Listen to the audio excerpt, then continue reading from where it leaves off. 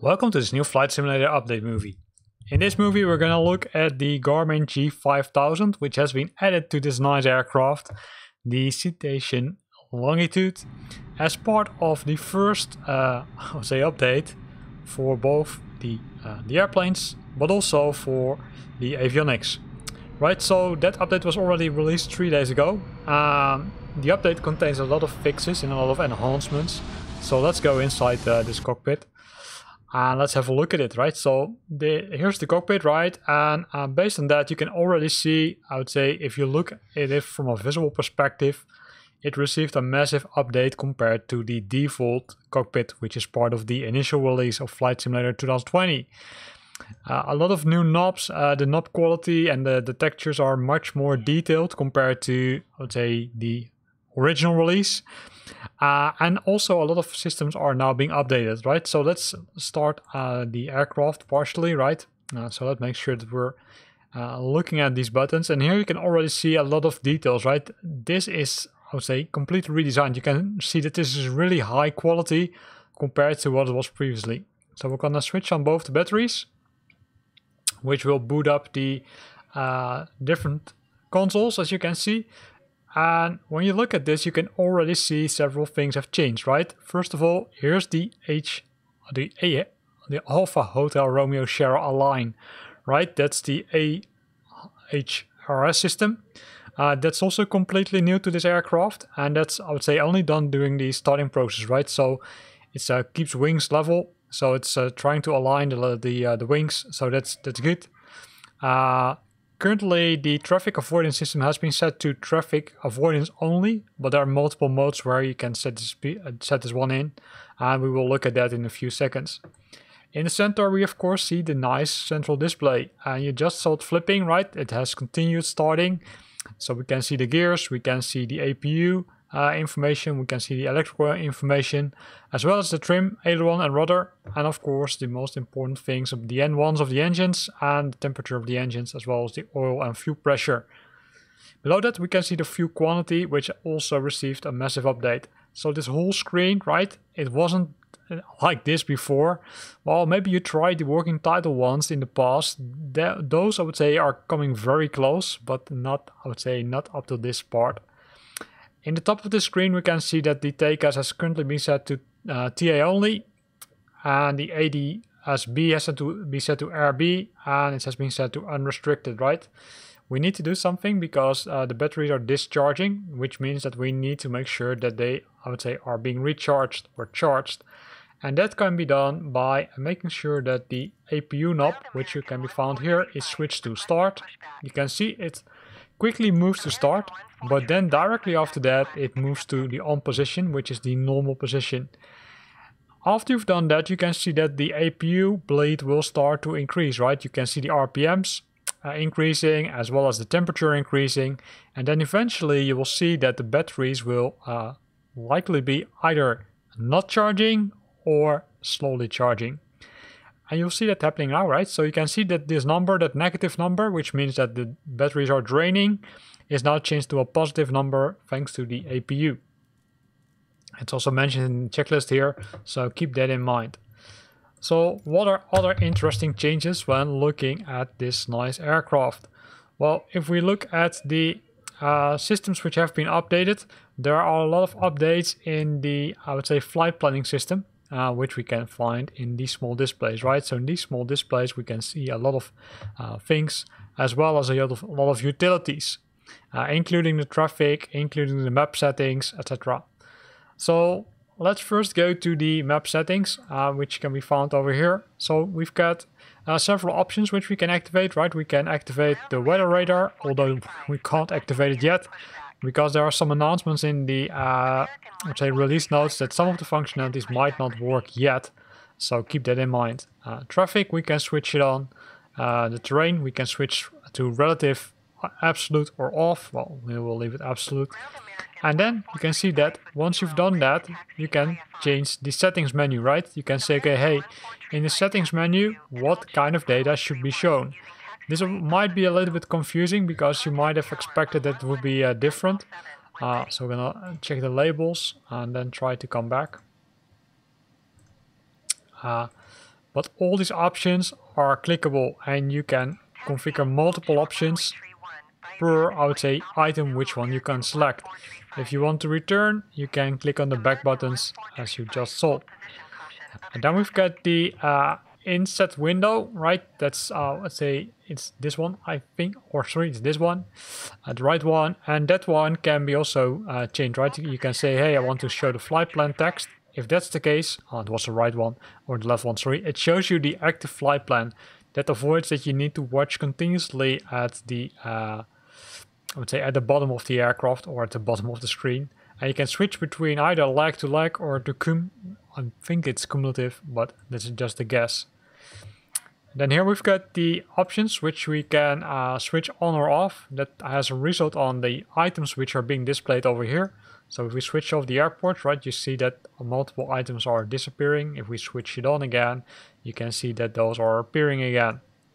And then we've got the other one, the other setting, which shows, okay, hey, what is north is up and what's the, I would say, distance which should be shown on the display.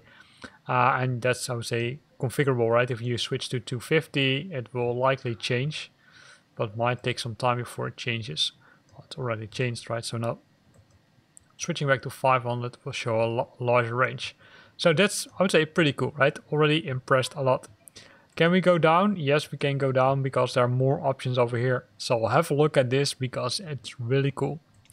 Mapsync, you can switch it to off, on site or all, and then you can make sure that you're doing it with the PFD left or with the MFD right. And those are the options which you can select, which are manipulating how the screen looks like, right? You can say all, so this one, for example, and we'll make some modifications to the screen. So be aware of that you've got, I would say, a wide variety of options which you can change in this aircraft. Not all of them are working yet, but keep that, I would say, keep in mind. But hey, that will come in the near future. If we look at the other things which have changed in this aircraft, it's of course the comprehensive traffic systems implementation, which is the taka system, where you can see other aircrafts, but it also warns you for other aircrafts. Right, you can see that the takas has currently been set to TA only. You can also see it here in the on this display. So that's really cool, right? Now it warns you if you're coming too close to other traffic. And that's the next option, right? That's the traffic and then traffic settings. You can say, hey, what are the options which I want to do? In this case, it's set to auto, which means it's figuring out automatically what are the options.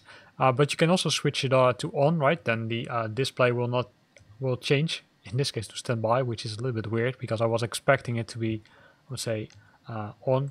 Or you can switch to standby, which I would say should move it to standby, which is still the case. So I would say probably that's, I would say, a bug which they need to fix because currently both displays are in standby mode. Switching it to auto again, then the TA will switch to TA only. And as you can see, I kind of screwed up the display because now it shows both displays like this. L2 display, you can show it relative or absolute, and you can change the ADSB to show you the traffic display, which means that you're showing the traffic. L2 range is set to unrestricted, which I would say means that there's no, you can configure it, but I think this one means that it reports both aircrafts below and under you.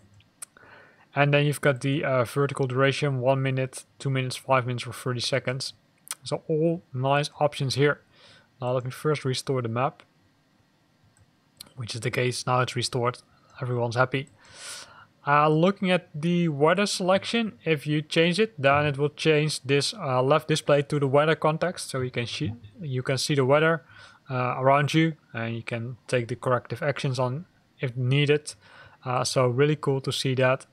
Connect settings, which will allow you to, I would say, pull data. Data request completed, right? So it's already good. We don't need to do anything.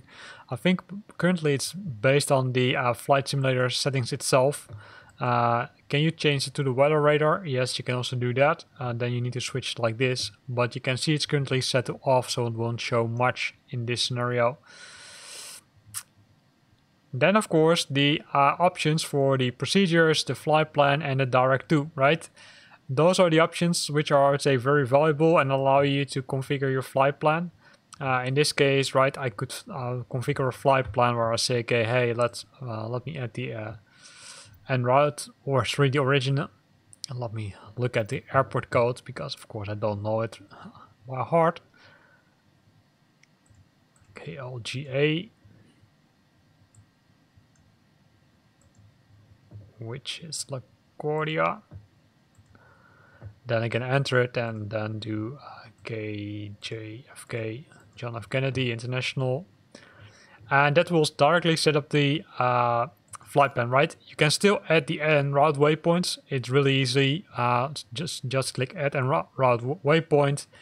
Then try to figure out what the waypoint is based on, for example, SimBrief, and then you can enter it over here.